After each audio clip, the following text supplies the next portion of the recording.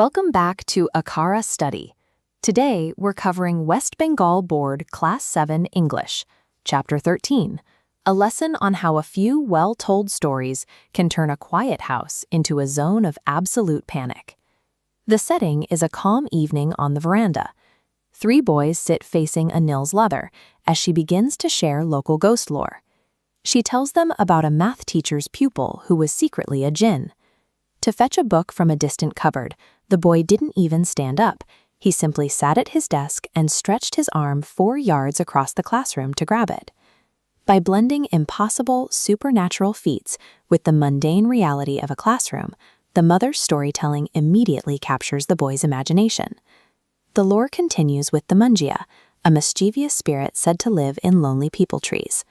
An annoyed Munjia is a force of chaos. It's known to rush out from its tree to overturn passing tongas, bullock carts, and bicycles. Safety depends on a very specific rule. If you yawn under a peepal tree at night, you must cover your mouth or snap your fingers. If you don't, the Munjia will jump downward into your throat and ruin your digestion.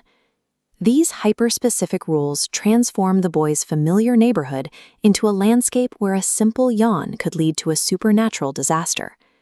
By 11 o'clock, the boys are so paranoid that they physically shake out their bedsheets to search for hidden snakes before they can even think about sleeping.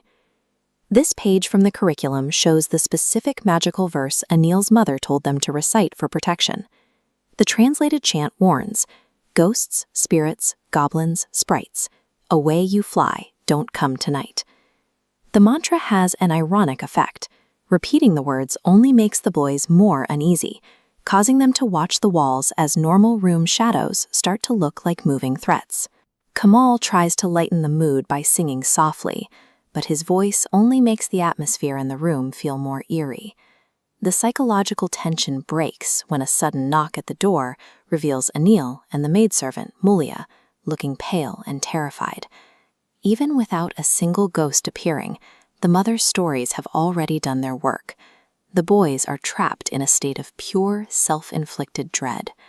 Too scared to stay on their side of the house, Anil and Munjia demand to sleep in the room the boys are currently using.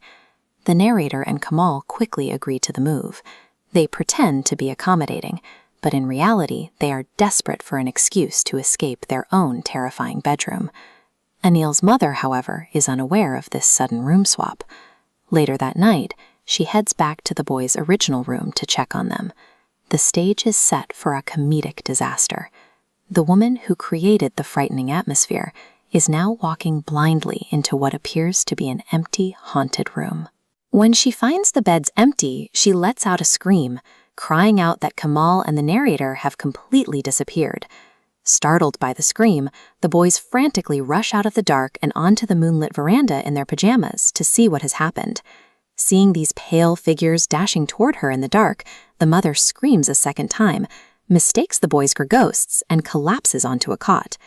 After the confusion clears, the boys make a firm vow: no more ghost stories at night. If you found this breakdown of Ruskin Bond's story helpful, like and subscribe to Akhara Study for more curriculum guides.